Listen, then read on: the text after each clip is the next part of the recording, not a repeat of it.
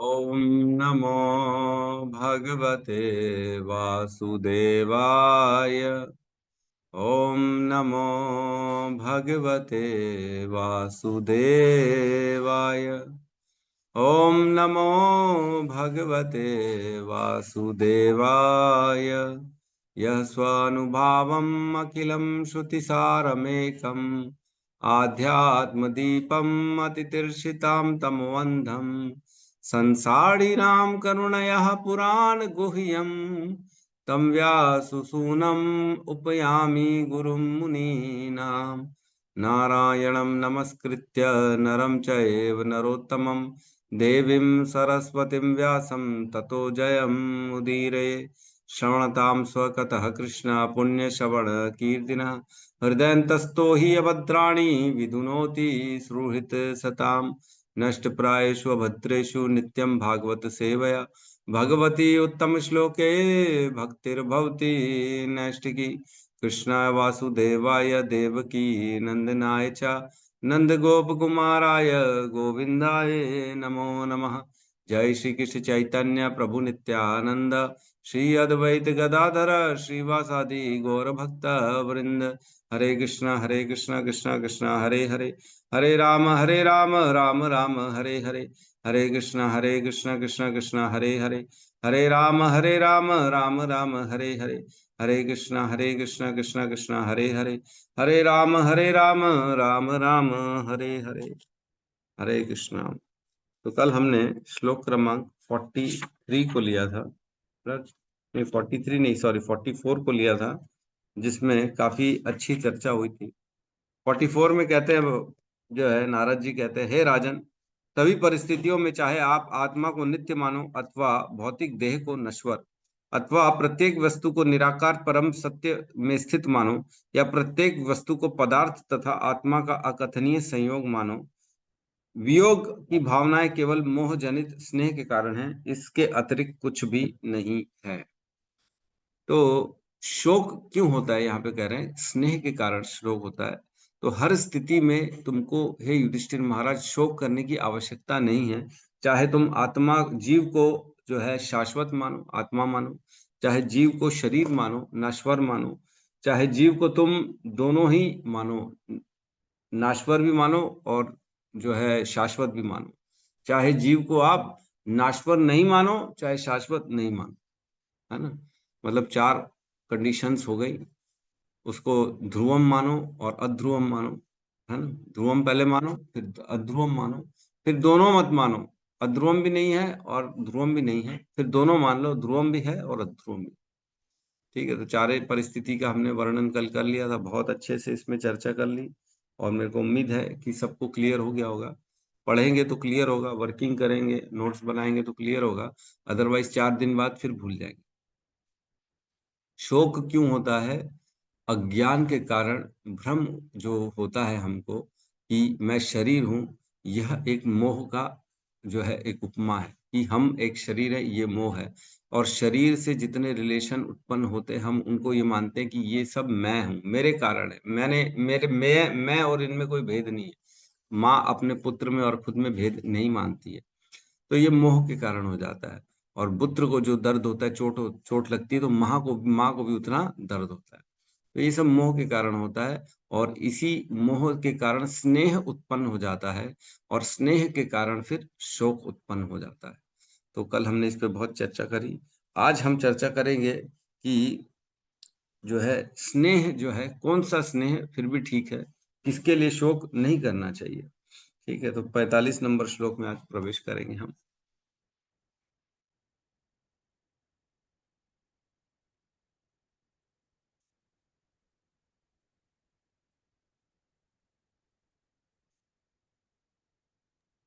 Clear है? जी प्रभु जी। श्लोक number 45, अध्याय 13, स्कंद 1, धृतराष्ट्र द्वारा गृह त्याग, नारद जी का प्रवचन। ठीक है। तस्माज्जह्यंग वैक्लव्याम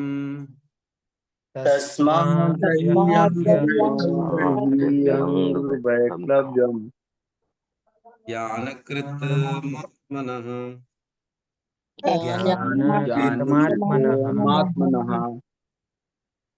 कथं त्वनाथ कृपणा कथं त्वनाथ त्वनाथ कृपणा कृपणा वर्तेरस्ते च मां विना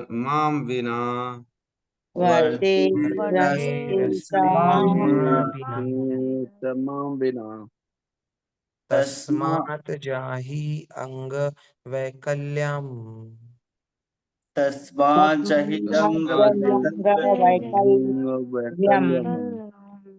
ज्ञानकृतमात्मनः ज्ञानकृतमात्मनः कथं त्वनाथः कृपणा कथं त्वनाथ त्वनाथ कृपणा वर्तेर वर्तेरस्ते च मा विना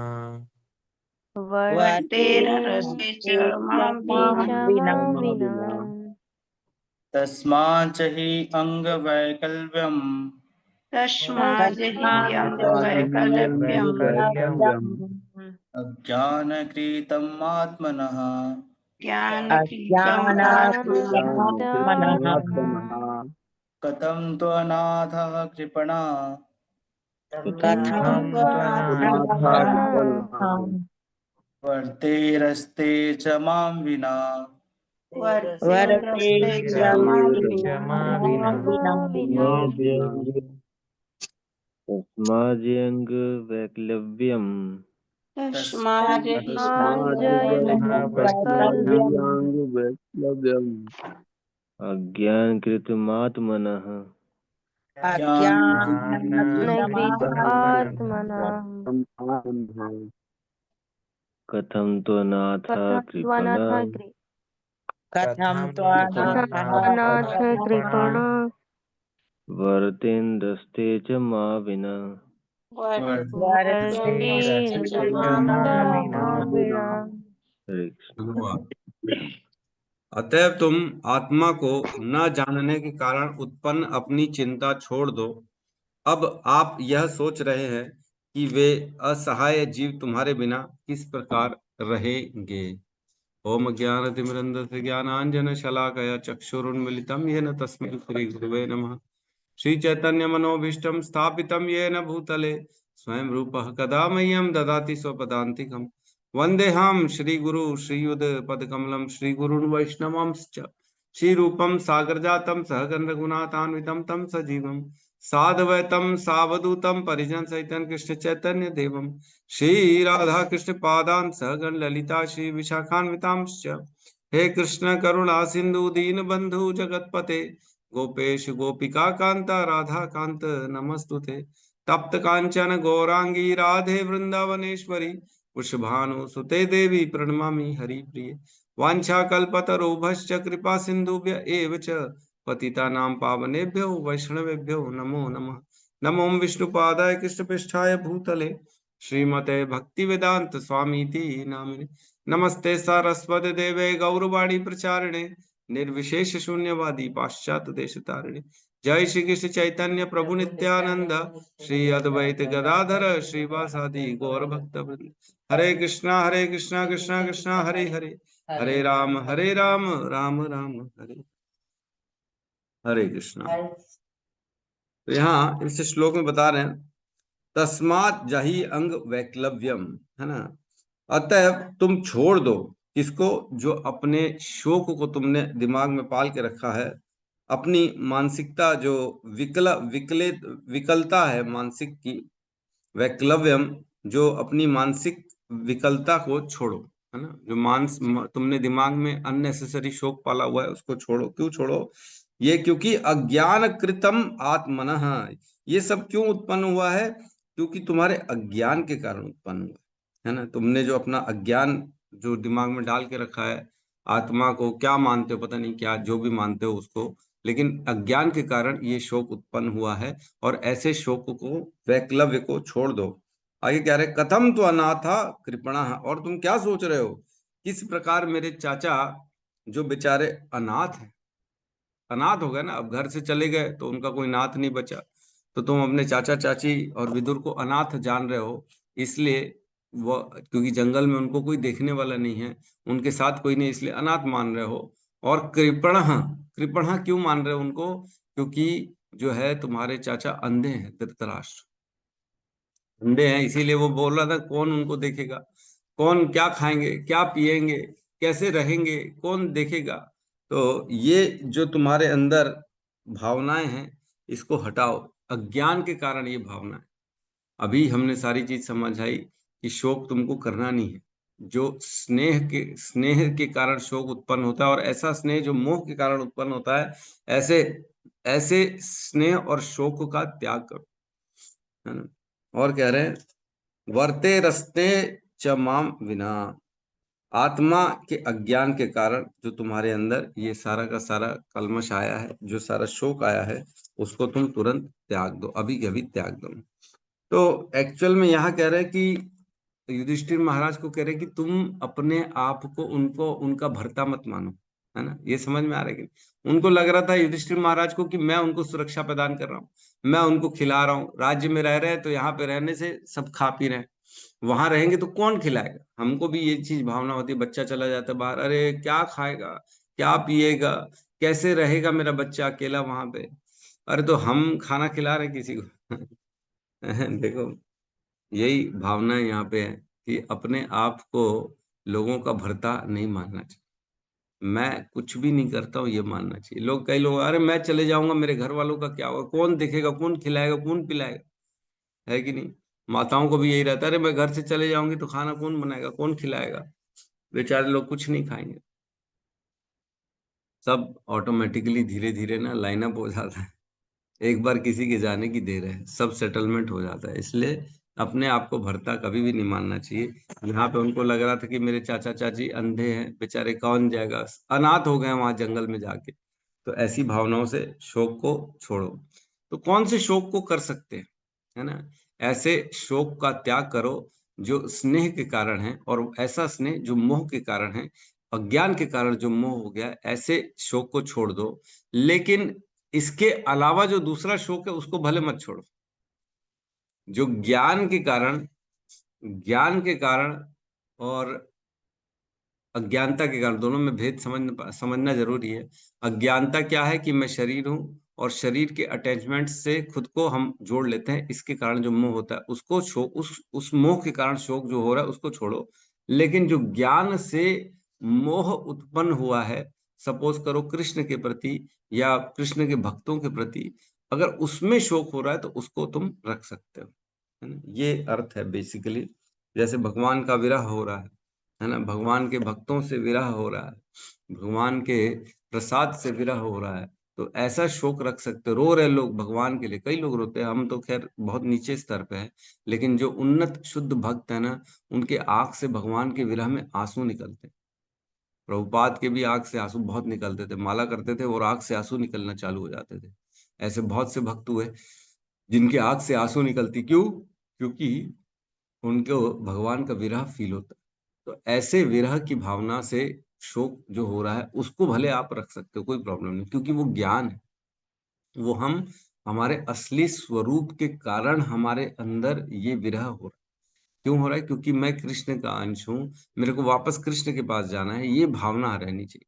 ममेव अंश जीव लोक जीव भूत सनातन मन शिष्टानि इंद्रियाणी प्रकृति स्थानी कर्षति। मैं भगवान का अंश, भगवान स्वयं कहते हैं मैं सबका पिता हूँ, सबका माता हूँ, पितामह हूँ और उनका धाता हूँ। पिता अहमस्य जगतो माता धाता पितामह वेद्यम पवित्र ओमकार ऋग साम यजुर एव च। मैं ही सबका पिता हूँ, सबका, अकेले। भगवान ही सबके माता भी हैं, अकेले, कोई नहीं है उनके साथ में ना। ऐसा नहीं है कि लक्ष्मी जी माता हैं और भगवान पिता है, हम उन दोनों की संतान है, ऐसा नहीं है। भगवान ने ऐसा नहीं कहा है कि पिता अहमस्य लक्ष्मी माता चाहिए, ऐसा नहीं कहा है। माता तुम्हारी लक्ष्मी है, मैं तुम्हारा पिता हूँ, ऐसा नहीं बोला। उन्होंने बोला पिता भी मैं हूँ, माता भी मैं हूँ, धाता भी मैं हूँ, पालने वाला भी तुम्हारे को मैं हूँ, और पितामह तुम्हारा दादा भी मैं हूँ। तो केवल भगवान है, हम भगवान के अंश हैं, और भगवान के कारण हमारा अस्तित्व है। खिला रहे भगवान, पिला रहे भगवान, किसी से मिला रहे तो भगवान, किसी से बिछाड़ रहे तो भगवान। हमको किसी भी चीज में, परिस्थिति में शोक नहीं करना चाहिए। शोक करेंगे क्यों? अज्ञान होगा तो शोक होगा, लेकिन ज्ञान होगा ना तो आदमी क्या सोचेगा कि आज की जो परिस्थिति में मैं हूं ना, ये कृष्ण की कृपा है। आज भक्ति करने को मिली है ना, कि नहीं मिली? आज भगवान के नाम का उच्चारण कर सक रहे हैं ना, इतनी शक्ति मिली है कि नहीं मिली है? तो ये भगवान की कृपा है। इसी कृपा को हमको मानना चाहिए कि भगवान ने दे दिया, भले ठीक है 50 ठो दुख तकलीफ शारीरिक क्यों नहीं दी, लेकिन अपने संग तो दे दिया कम से कम। कम से कम अब आने वाली योनियों में मैं और उद्धार, हमारा तो भगवान की तरफ बढ़ूंगा ना। आज ये शरीर छूटेगा तो अगला शरीर निश्चित तौर से और उन्नत भक्त का मिलेगा, ये निश्चित है ना। श्रुतिनाम शुचिनाम श्रीमताम गेह योग भ्रष्ट विजायते। 6.41 42 43 में भगवत गीता में भगवान कहते हैं कि जो मेरा भक्त होता है, अगर उसकी भक्ति आदि में छूट जाती है, शरीर छूट जाता है, तो अगला जीवन उसको पैसे वाले और ऐसे उन्नत व्यक्तियों क्या मिलेगा, जहां वो अपनी भक्ति को कंप्लीट करने का उसको मौका मिलेगा। और अगर जादी किया है, फिर छूट गई, काफी अच्छा भक्त था और उसके बाद उसका शरीर छूट गया, तो उसको ऐसी स्थिति मिलेगी कि वो आगे चल के आचार्य बन सकता है, गुरु बन सकता है ना, प्रमाणिक गुरु बन सकता है, इतना बड़ा उसको फायदा मिलेगा। तो मैं उस दिन ये श्लोक पढ़ रहा था, तब मेरे को रियलाइज हुआ। हाँ हाँ, सोचो इतने बाद भगवत गीता की कभी कभी चीजें रियलाइज होना चालू हो जाती। कहते हैं बहुनाम जन्मनाम अंते ज्ञानवान माम प्रपद्यते वासुदेवम सर्वमिति स महात्मा सुदुर्लभ। कि बहुत जन्मों के बाद जो ज्ञानी व्यक्ति होता है वो कृष्ण को पूजता है, और ऐसा व्यक्ति बहुत दुर्लभ होता है। तो कहने का मतलब ये, बहुत जन्मों के बाद जब थोड़ा थोड़ा थोड़ा थोड़ा हम ज्ञान एकत्रित करेंगे, तब कभी किसी जन्म में जाके हम दृढ़ता से, बिना संकोच, बिना किसी का रुकावट के, केवल और केवल कृष्ण के भजन को करेंगे और उनके प्रचार को करेंगे, तो हम ऐसे महात्मा दुर्लभ दुर्लभ है। तो कहने का मतलब जो आज दुर्लभ है ना, उन्होंने पिछले कई जन्मों में भक्ति थोड़ी थोड़ी थोड़ी थोड़ी करी होगी, तब जाके आज उनको ऐसा शरीर मिला, ऐसा जीवन मिला जिसमें वो सुदुर्लभ महात्मा बन गए हैं, और भगवान कृष्ण में बहुत भक्ति, प्रगाढ़ भक्ति उत्पन्न कर ली है, और उनके ज्ञान का प्रचार कर पा रहे हैं। तो आज जैसे हमारे बीच में कोई भी, अगर हम किसी को शुद्ध भक्त को देखते हैं जिसने पूर्ण रूप से वैराग्य धारण कर लिया है, जो किसी की चिंता नहीं करता, न खाने की, न पीने की, न रहने की, न कपड़ों की, न धन की, न पुत्र की, न पत्नी की, न बच्चों की, न कहीं और की, न अपने शरीर की, न नींद की, न आहार की। जो ऐसा व्यक्ति केवल कृष्ण की भक्ति के प्रचार में लगा है, जो उसमें दृढ़ता से पालन कर रहा है नियमों को, वह व्यक्ति, मानना पड़ेगा हमको कि उसने बहुत जन्मों से भगवान कृष्ण की थोड़ी थोड़ी भक्ति करी, तब जाके आज परिस्थिति में ऐसा पहुंच पाया। एक जन्म की बात नहीं है, एक जन्म में भगवत धाम मिलना बड़ा मुश्किल है ना, बहुत मुश्किल है, क्योंकि ये गुण उत्पन्न होने चाहिए ना, तब भगवान का भगवत धाम मिलता है। तो आज जो ऐसे भक्त हैं, मतलब उन्होंने बहुत जन्मों से प्रैक्टिस करी होगी, तब जाके वो इस स्थिति में आए। तो हम देखते हैं, मैं वही नोटिस करता हूँ, अभी कुछ दिन से नोटिस कर रहा हूँ, कई लोगों को बोलो कृष्ण के लिए ना, तो तैयार ही नहीं होते कि अरे भगवत गीता में झूठ लिखा है, सच लिखा है, भगवान ही जाने, हम कैसे मान ले, हम कैसे मान ले, उनको विश्वास ही नहीं होता। अरे भाई, मैं बोल रहा हूँ, मैं पढ़ चुका हूँ भाई, 700 श्लोक मैंने पूरे पढ़े हैं, मेरे को पूरा मैंने एक्सप्लेन किया हुआ है, मेरी बात मानो, भगवत गीता एकदम जेन्युइन है, सही है। अरे नहीं नहीं, हम नहीं मानते, मेरे को ऐसे बोलते लोग। मैं ज्यादा बहस नहीं करता, मैं ठीक है ठीक, मतलब अभी उसकी स्थिति जो है ना, वो उस लाइन में नहीं आए। जो बहुनाम जन्मनाम अंते वाली बात है ना, एक एक करके जन्म में कृष्ण का थोड़ा थोड़ा थोड़ा थोड़ा ज्ञान अर्जित करेगा, उस वाले ट्रैक में अभी तक आया नहीं, वो उसके बाहर ही है ना। हम लोग अभी उस ट्रैक में कम से कम आ गए ना, माला करने चालू किए, धीरे धीरे धीरे 2 4 5 10 जन्म निकलेंगे भक्ति में, और आगे जाएंगे, बढ़ेंगे बढ़ेंगे बढ़ेंगे, तब जाके हम ऐसी परिस्थिति में पहुंच पाएंगे। खैर, यहाँ पे हम इस श्लोक में आते हैं वापस से। यहाँ कह रहा है कि ऐसे शोक शोक को तुम त्याग दो, जो अज्ञानता के कारण और मोह के कारण उत्पन्न हुआ तुम्हारे अंदर। क्यों? क्योंकि क्या तुमको ऐसा लगता है कि तुम सबका भरण पोषण कर रहे हो? क्या तुम खिला रहे हो? तुम्हारी वजह से किसी का जीवन सुरक्षित है ऐसा तुमको लगता है, परंतु ये तुम्हारी गलत धारणा है। तो कहने का मतलब ये है, जो आज जिसको सुविधाएं मिल रही हैं, जो भी आज व्यक्ति को खाना पीना तो सबको मिल रहा है एक्चुअल में। जिस दिन जन्म हुआ उस दिन भगवान ने मृत्यु निश्चित कर दी, तो मृत्यु के पहले तक तो खाना पीना देना ही पड़ेगा, तभी तो उतने दिन जिएगा। तो कहने का मतलब है, जिस दिन पैदा हुआ उस दिन भगवान ने उसकी पूरे जीवन की आयु की खाने पीने की व्यवस्था कर दी। खाने पीने के लिए तो कोई परेशान नहीं होता। अब रही बात खाने पीने के अलावा, तो खाने पीने के अलावा जो सुविधाएं भगवान देता है ना, वो अपने विगत कर्मों के कारण भगवान उनको सुविधाएं देते हैं, है ना। किसी को राजा बना दिया, किसी को मंत्री बना दिया, किसी को सैनिक बना दिया, किसी को घुड़सवार बना दिया। क्यों बना दिया? क्योंकि उनके पिछले जीवन में जो उन्होंने कर्म किया उसके आधार पे उनकी सुविधाओं को बढ़ाया जाता है या घटाया जाता है। जिसको जितनी ज्यादा सुविधाएं, मतलब उसने पूर्व जन्म में उतने अधिक शुभ कार्य किए थे, है ना, इस वजह से उनको इतनी सुविधाएं। आज तो फिर आज जो बेचारा बहुत परेशान है, जो भूखा है, जिसको खाना नहीं मिल रहा है, या जिसने बहुत तकलीफ झेल रहा है, जिसके जीवन में बहुत परेशानियां हैं, उसने अपने जीवन में, अपने पूर्व जीवन में उसने भी यातनाएं दी थी, है ना, तभी आज की परिस्थिति ऐसी उत्पन्न हुई है। तो ये हमको समझना चाहिए कि कर्म का प्रभाव जो होता है ना, वो गुह्यम, बहुत गुह्य होता है ना। गहना कर्मणो गति, बहुत गहरा है। अवश्य में भोक्तव्यम कृतम कर्म शुभाशुभम न क्षीयते, भोक्तव्यम न क्षीयते कर्म कल्प, क्या है, कल्प कोटि शतैरपि। मतलब हजारों करोड़ों कल्पों के गुजर जाने के बाद भी बिना भोगे कर्म खत्म नहीं होता। बिना भोगे कर्म खत्म, वो भोगना तो पड़ेगा। ठीक है, तो यहाँ पे लिखा है तात्पर्य में, परमेश्वर के, जब हम अपने सगे संबंधियों को असहाय तथा अपने ऊपर आश्रित सोचते हैं तो यह अज्ञान के कारण है। तो खुद को कल्याण करने वाला नहीं मानना चाहिए कि मैं सबको पालन कर रहा हूँ। परमेश्वर के आदेश से प्रत्येक जीव को इस संसार में उसकी अर्जित स्थिति के अनुसार सुरक्षा प्रदान की गई है। मतलब बेसिकली जो सुविधाएं मिल रही हैं, जो हमको आज हम देखते नहीं है कि स्त्रियां बेचारी अफगानिस्तान में क्या हालत, बेच रहे हैं, उनका व्यापार हो रहा है, उनको नोचा जा रहा है। और आज कितनी सुरक्षित है भारत में, हिंदुस्तान में। या हम अपनी बात कर लें, हम ही देख लो तो कितना परेशान है लोग बाहर, चाइना में, इधर उधर। तो कहने का मतलब है, हम इतनी सुरक्षित स्थिति में क्यों हैं? क्योंकि हमने कहीं ना कहीं अपने पूर्व जन्मों में ऐसे कर्म किए थे, तो आज हमको उसका पूरा का पूरा रिवॉर्ड मिल रहा है ना। भगवान की आदेश से ये सारे काम होते हैं, क्योंकि कर्म का जो विधान है वो भगवान के आदेश से ही पूरा उसको किया जाता है।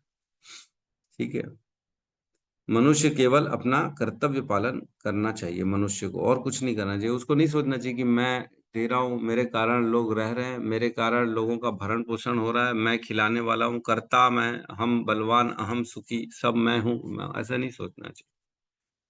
ठीक है, हम अगले श्लोक में प्रवेश करते हैं।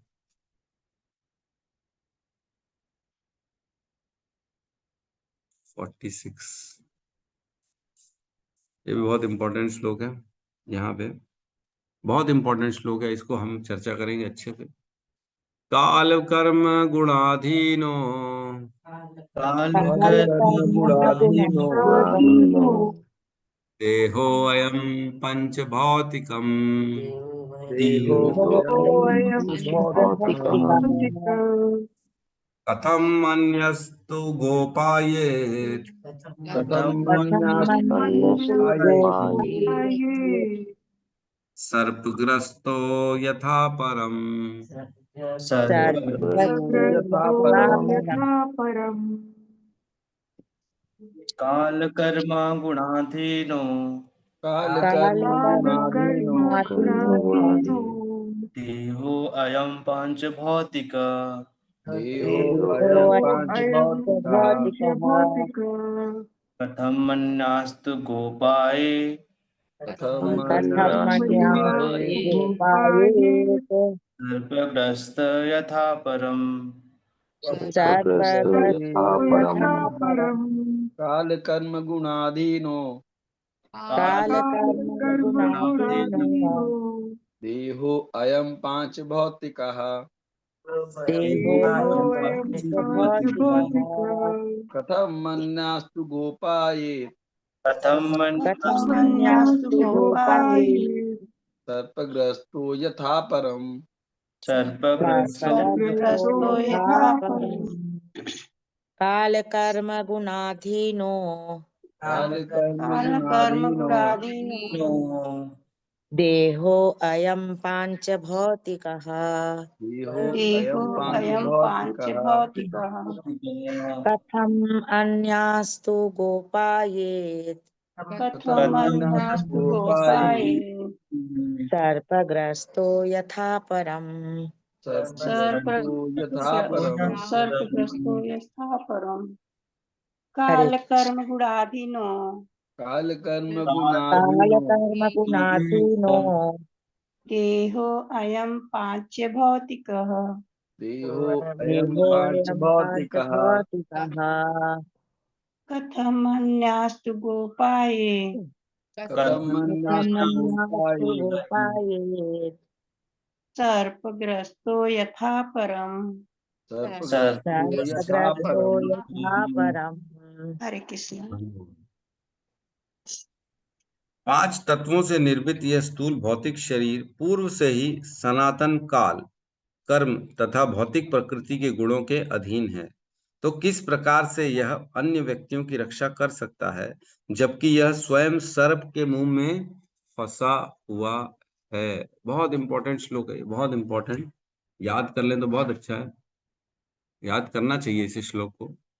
काल कर्म गुणाधीनो देहो अयम पंच भौतिकम, है ना, बहुत सुंदर है कि काल कर्म और गुण इन तीनों के अधीन है। गुण अधीन हो मतलब व्यक्ति, हम सब जो है ना, तीन चीजों के हमेशा नीचे रहते हैं।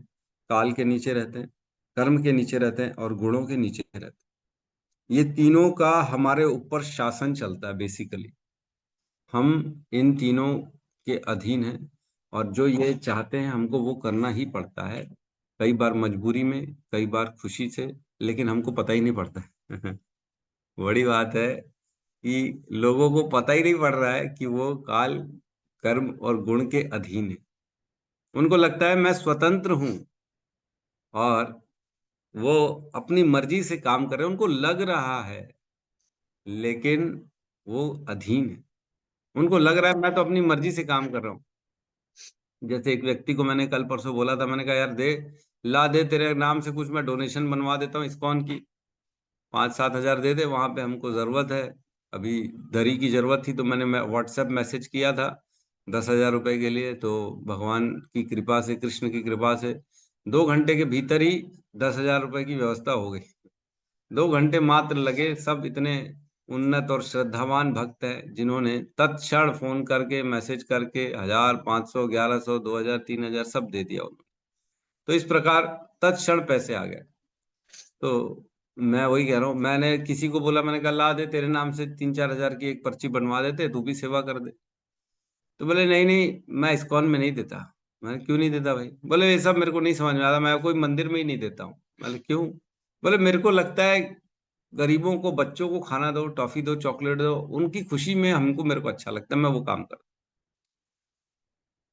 तो मैं वही सोच रहा था, देखो इसके गुण में, इसके दिमाग में क्या ज्ञान भरा हुआ है और उस ज्ञान के अधीन होकर वो विवश है कि वैसा काम ही करेगा। वो विवश है, उसको मैं समझा भी दूंगा ना कि नहीं नहीं ये गलत है, भगवान के लिए हमको करना चाहिए, मंदिर में दान देना चाहिए, मंदिर में दान देने से हमारा ये होगा वो होगा, उसको नहीं समझ में आएगा। नहीं नहीं, बोले उनको तो बहुत मिल रहा है ना इस्कॉन वालों को, वहां क्यों दूंगा मैं? जिनको नहीं मिल रहा उनको दूंगा मैं। अरे तो जिनको नहीं मिल रहा है, गरीबों को तुम दे दोगे, लेकिन उससे तुमको मिलेगा क्या ये तो सोचो। ज्ञान ही नहीं, अज्ञानता के कारण लोग अपने दिमाग से काम करते हैं। तो उसके दिमाग में जो सोच बनी हुई है ना, व्यक्ति उस सोच के अधीन रह के ही कार्य करता है और वही सोच को गुण कहा जाता है। व्यक्ति के दिमाग में उसने जो प्रिंसिपल्स बना लिए, उसने जो अपनी सोच, अपनी धारणा बना ली, बेसिकली उन्हीं को गुण कहा जाता है। कई लोग ऐसी धारणा बना लेते हैं कि जी खाओ पियो मजे करो, है ना, कल किसने देखा जी लो आज, आज क्या है? कल किसने देखा मजे कर लो आज, ऐसा है, गाना भी है एक। तो ऐसा व्यक्तियों ने धारणा बना ली, और खास तौर से तो ये बॉलीवुड चॉलीवुड ने तो और इसमें जो है बढ़िया झोंका लगा दिया है कि यही करना है बेसिकली जीवन में, भोगना है, मजे करना है, 2 दिन का जीवन है, क्या मतलब इतना टेंशन लेके, खाओ पियो मजे करो, है ना, जो इच्छा करे वो करो, बस खुशी लो, कैसे भी करके खुशी बटोर लो इस संसार से, ये जीवन का उद्देश्य है, ऐसा लोग सोचते हैं। तो ऐसा सोचने का कारण क्या है? क्योंकि वो उन गुणों के अधीन है ना, तमोगुण, सतोगुण और रजोगुण, 3 गुण होते हैं। सत्वात संजायते ज्ञाना, रजसो लोभ एव च, प्रमादो मोहो तमसो भवति अज्ञान एव च। जो सतोगुणी में व्यक्ति होता है ना, वो ज्ञान से बंध जाता है। सतोगुणी व्यक्ति को लगता है कि मैं ज्ञानी हूं, मेरे को नॉलेज है, मैं समझदार हूं दूसरों से ज्यादा, ये लोग मेरे को क्या समझाएंगे। ये सतोगुणी का गुण है, उसको लगता है मैं जो कर रहा हूँ ना, मैं बेस्ट कर रहा हूँ, बाकियों को इतना अकल नहीं है, उनको क्या है, बेचारे अनपढ़ हैं, समझदार नहीं है, इतनी बुद्धि नहीं है। मैंने देखो कितना अपनी ज्ञान के माध्यम से अपना जीवन कितना बेटर कर लिया, दूसरों से कितना ऊपर चला गया हूं मैं। जैसे कोई आईएएस है, कोई कलेक्टर है, उनको क्या लगेगा, मेरा जीवन श्रेष्ठ है, मेरे पास ज्ञान भी है, मैंने अपनी बुद्धि से अपने आप का जीवन कितना सुधार लिया है, मेरे अपने आप को शाबाशी देता है दिन रात, देखा तूने क्या काम कर दिया। ये सतोगुण है। सतोगुण में ज्ञान और सुख दोनों मिलता है, उसी में बंधा रहता है, बोलता है बस इससे ज्यादा मेरे को कुछ नहीं चाहिए, बस मेरा जीवन परफेक्ट चल रहा है, अब मेरे को ना कोई भगवान की जरूरत है, ना मेरे को किसी और चीज की जरूरत है, मैं अपने आप में बहुत सक्षम हूँ, मैंने सब कर लिया है, मेरे को ज्ञान है, मेरे को नॉलेज है, मेरे को मालूम है सही क्या गलत क्या है, मेरे को खुशी कहाँ मिल रही है, बस मैं वही करूँ। तो व्यक्ति सतोगुण में फंस जाता है। फिर रजोगुणी व्यक्ति जो होता है ना, उसको लगता है मुझे और पाना है, और काम करना है, मेरे जीवन में करके दिखाना है, लोगों के सामने अपने आप को प्रूव करना है, मेरा नाम 4 लोग बोले, मेरा मेरे नाम का डंका बजे, जो करूं मैं सबसे अच्छा करूं, दिन रात करूं और दिखा दूं मैं करके। सकाम कर्म श्रम में बंध जाता है बेचारा रजोगुणी, उसको चाहिए और चाहिए, जितना दूंगा उतना लूंगा, कम क्यों लूंगा, मैं और कमाऊंगा और पाऊंगा और खुशी लूंगा। इस तरह की जो एक रेस की भावना आती है, वो आती है रजोगुण के कारण। और तमोगुण में क्या आता है? तमोगुण में बेसिकली व्यक्ति जो है ना, पूर्ण रूप से अज्ञान में रहता है, अज्ञान के कारण। प्रमादो मोहो तमसो भवति अज्ञान एव च, प्रमाद में रहता है, पागलपन में रहता है। वो क्या करेगा, बेवकूफ टाइप कुछ भी कर लेगा, लिखा भी है सिगरेट में, दिख भी रहा है कि जो है ये फेफड़े खराब कर देगा, कैंसर कर देगा, तो भी अरे छोड़ो, कौन सुनता है, किसने देखा। पागलपन है कि नहीं? अगर कोई बता दे आगे व्यक्ति को कि कीचड़ है, अरे बोले तुम जानो, तुम्हारा काम जाने, हम खुद ही जाएंगे, हम खुद ही देखें, खुद ही चला जाएगा, कीचड़ में गिर भी जाएगा, उसमें भी खुश हो जाएगा, अरे देखा कीचड़ का मजा लिया ना मैंने।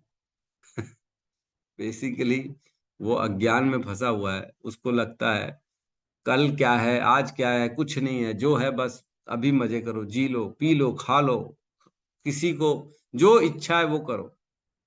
तो जो इच्छा है, किसी को मजा करना है तो रेप कर दे रहे लड़कियों का, अपना मजा बस, अपना मजा, मेरे को बस अपना ही चाहिए, बाकी दूसरों से कोई लेना देना। तो ये अज्ञान के कारण जो तमोगुण में व्यक्ति फंस जाता है।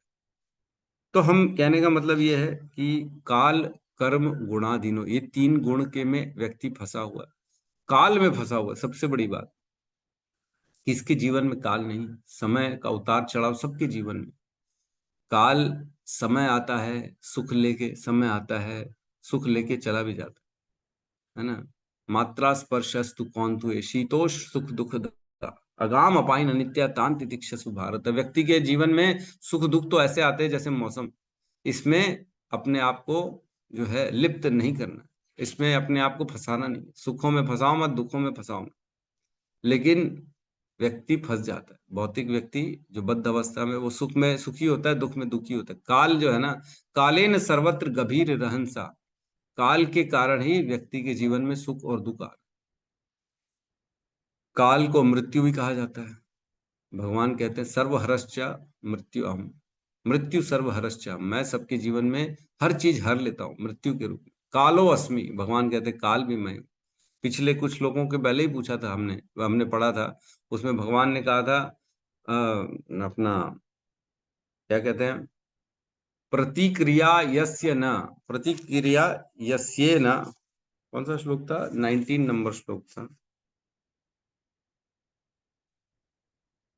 बहुत सुंदर श्लोक था।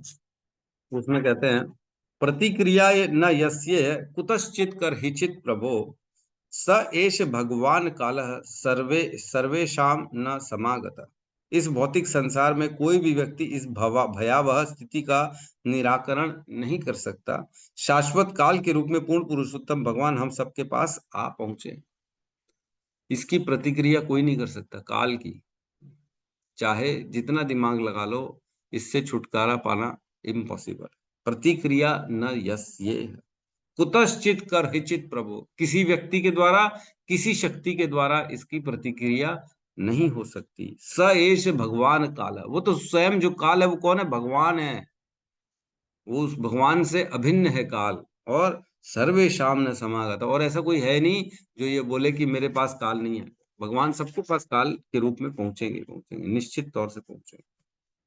काल कर्म, और कर्म क्या है, कर्म वो है जो हमने पूर्व जन्मों में कर्म किए हैं, उन्हीं के अधीन इस जन्म में हमको सुविधाएं, सुख दुख मिलते हैं।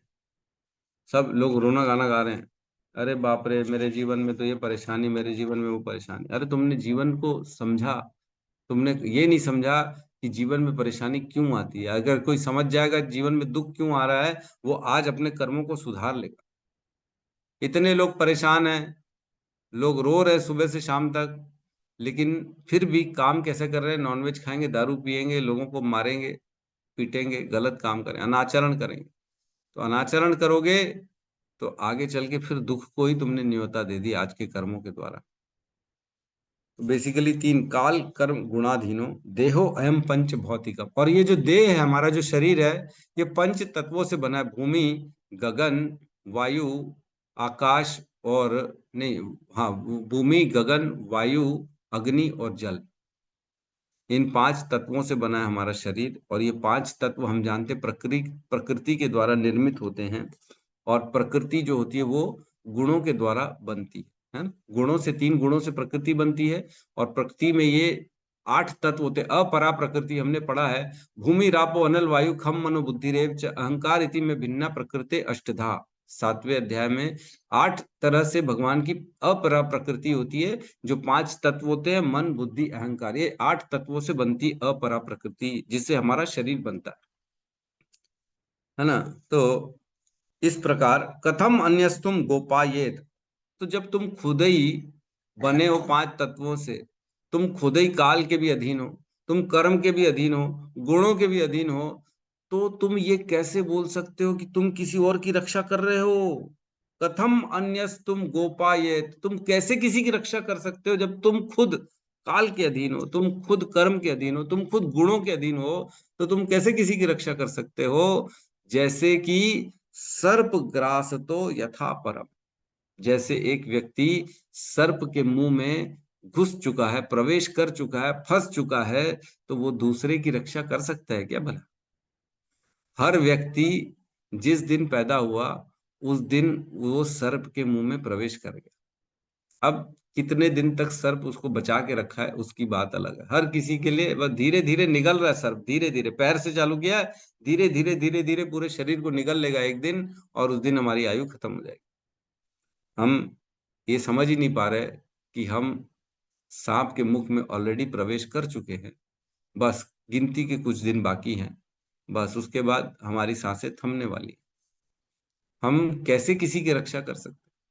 जब युधिष्ठिर को ये ज्ञान दिया, युधिष्ठिर को ये समझा रहे हैं नारद जी कि तुम अगर ये सोच रहे हो कि तुम्हारी वजह से किसी की रक्षा हो रही है, तो तुम बहुत बड़ी बड़ी गलत फहमी में हो। हे युधिष्ठिर, कोई किसी की रक्षा नहीं करता, वो तो स्वयं रक्षित नहीं है।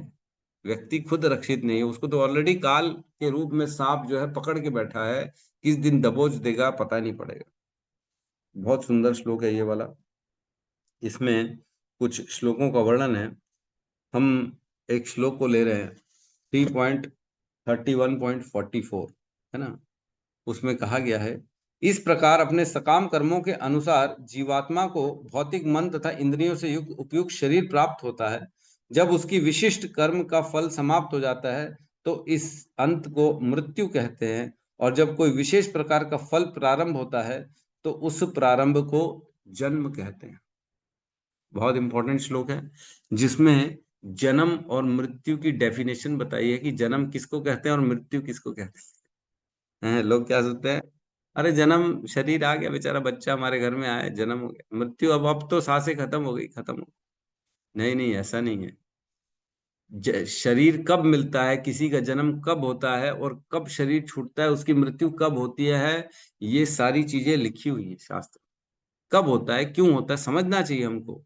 बहुत इंपॉर्टेंट चीजें हैं लिखा है इसमें। एक विशेष प्रकार का शरीर एक जीवात्मा को दिया जाता है जब उसके कर्मों को उसको दिलवाने के लिए, उसने जो पुण्य कर्म किए, जो पाप किए, उसको भोगने के लिए उसको एक शरीर दिया जाता है, उसको जन्म कहते हैं। और जिस दिन वो अपने कर्मों का कोटा, जो सुख था उसको भोग लिया और दुख था जो भोग लिया, उस दिन जब उसका शरीर छूटेगा उसको मृत्यु कहते हैं, क्योंकि अब उसके पास कोटा खत्म हो गया। जो कोटा लेके आया था पाप और पुण्य का, वह खत्म हो चुका है। पाप को उसने भोग लिया, पुण्य को भी भोग लिया, सुख के रूप में, पाप को दुख के रूप में भोग लिया। अब जिस दिन उसका कोटा खत्म, उस दिन उसका शरीर छूट जाएगा।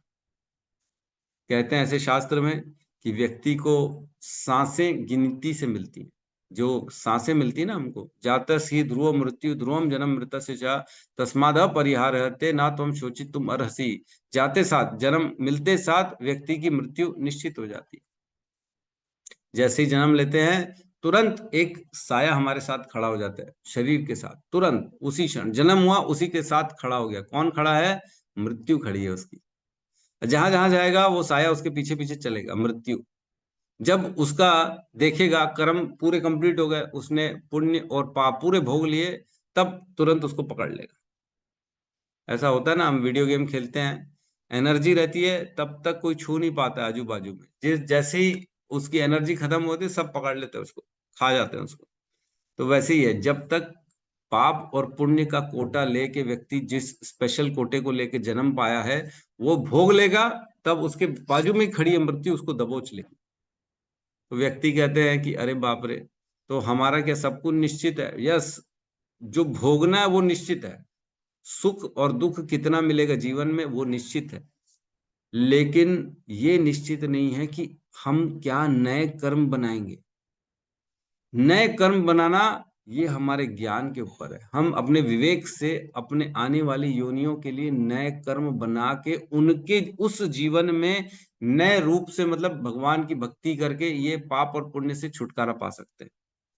ये जो बंधन वाला जीवन है ना, इससे निकल सकते बाहर। तो इस जीवन के कर्म वो स्वतंत्र हैं। इस जीवन में क्या करना है वो हमारे ऊपर है, वो हमारी इच्छा के ऊपर, हमारे ज्ञान, हमारे विवेक के ऊपर है। लेकिन इस जीवन में भोगना जो है सुख और दुख, वो निश्चित है ना। तो ये जो है बड़ा ही सूक्ष्म ज्ञान है जो हमको भागवतम के द्वारा मिलता है। जन्म किसको कहते हैं, मृत्यु किसी को कहते हैं। जन्म एक स्पेशल कर्मों को भोगने के लिए जब शरीर दिया जाता है उसको जन्म कहते हैं, और जब वो कर्म पूरी तरह से भुग जाते हैं उस शरीर में, तब वो शरीर खींच लिया जाता है हमसे, उसको मृत्यु कहते हैं। ठीक है, तो काल से मुक्त होना है तो क्या करना पड़ेगा? समय। तो एक श्लोक आता है, हमने पढ़ा था 2.3.17 में, कहते हैं आयुर्हर्ति वै पुंसाम उद्यम अस्त च यन्न सौ तस्य ऋते यत् क्षणो नीथ उत्तम श्लोके वार्ताया। जो भी हम भगवान कृष्ण की वार्ता में समय देते हैं उसको छीनने की शक्ति काल किसी के पास भी नहीं है ना, किसी के पास नहीं, कोई नहीं छीन सकता वो शक्ति, वो समय हमसे। और लेकिन जो बाकी दीन दुनिया में हमने समय लगाया, भोगों में लगाया, वो हमसे धीरे धीरे हमारी आयु छीन रहा है। तो काल को अगर पराजित करना है तो अपने समय को हमको कृष्ण में लगाना पड़ेगा। ठीक है, तो वो समय हमसे कोई नहीं खींच सकता। और कर्म को कर्म को अगर हमको कर्म का विधान से ऊपर उठना है तो क्या करना पड़ेगा? एक हमने नामाष्टकम का श्लोक पढ़ा था, यद ब्रह्म साक्षात कृति निष्ठया भी विनाश मायाति विना न भोगई अपैति नाम स्फुरेण तत्ते प्रारब्ध कर्मेति विरैति वेदः। मतलब ज्ञान और ध्यान के माध्यम से भी प्रारब्ध कर्म समाप्त नहीं होते, है ना, जब तक कि वे भोग न लिए जाएं। ध्यान कर लो, तपस्या कर लो, कुछ भी कर लो, उनसे नहीं होगे। लेकिन जब भगवान के नाम जप से जो उनकी कृपा स्फुरित होती है हमारे अंदर, उससे सारे प्रारब्ध हमारे विनाश हो जाते। मतलब कर्म को भी अगर मात देनी है तो क्या करना पड़ेगा? भगवान के नाम का जप करना पड़ेगा, तो हम कर्मों को मात दे देंगे। काल को मात देनी है तो अपने समय को कृष्ण में लगाना पड़ेगा, और गुणों से ऊपर उठना है तो क्या करना पड़ेगा? काल, कर्म, गुण, इन तीनों के नीचे है ना, इन तीनों से एक एक करके ऊपर जाना पड़ेगा। काल के ऊपर गए कैसे? भगवान के प्रति अपना समय को दे दिया तो काल के ऊपर हो गए, काल भी उसको छीन नहीं सकता, है ना। कर्म को क्या करना है? कर्म के अधीन है। अगर कर्म के ऊपर जाना है तो क्या करना पड़ेगा? भगवान के नाम का जप करना पड़ेगा, जिससे हम कर्मों के भी ऊपर चले जाएंगे, कर्मों का प्रभाव हमारे जीवन में नहीं आएगा। गुणों से बचने के लिए क्या करना पड़ेगा? तो श्लोक है 14.26 भगवत गीता में, माम चयो अव्यभिचारेण भक्ति योगेन सेवते सगुणान समतीत्येतान ब्रह्म भूयाय कल्पते। वह व्यक्ति जो मेरी अव्यभिचारी भक्ति में लगा हुआ है, वो तीनों गुणों को पार कर जाता है, वो गुणों में नहीं फंसता। तो इस प्रकार अगर हमको सांप के जबड़े से बाहर निकलना है तो इन तीनों से बाहर निकलने के लिए हमने, शास्त्रों ने रास्ते बताए हुए हैं, हमको उनको फॉलो करना पड़ेगा। ठीक है, तो यहाँ पे हम क्लास को क्लोज करते हैं। किसी का कोई संशय है तो हम ले सकते। हरे कृष्ण। हरे हरे कृष्णा हरे हरे कृष्ण हरे हरे कृष्ण कृष्ण कृष्ण हरे हरे हरे हरे राम हरे राम हरे हरे हरे हरे हरे। समस्त भक्त वृंद भक्त की जय जय, जगत गुरु जगत श्री गुरु श्री प्रभुपाद की प्रभुपाद जय। की जय जय। ताई गौर प्रेमानंद हरि हरि हरि बोल। हरि हरि बोल बोल, हरि हरि हरि बोल। बोल। बोल माधवाचार्य प्रभु की प्रभु जी जय। का प्रणाम। कोटि कोटि धन्यवाद प्रभु जी। धन्यवाद। हरे हरे कृष्णा प्रभु की। हरे हरे कृष्णा। कृष्णा प्रभु जी, दंडवत प्रणाम। बहुत धन्यवाद बहुत प्रभु। धन्यवाद प्रभु जी आपका। धन्यवाद। धन्यवाद।